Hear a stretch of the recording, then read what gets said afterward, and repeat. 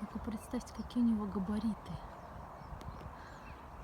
Вот сюда въезжал танк. Вот такой. Свободно. Ну, может, два.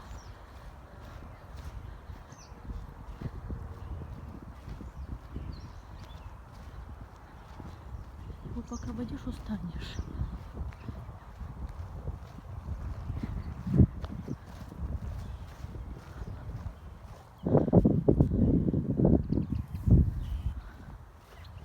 Огроменный.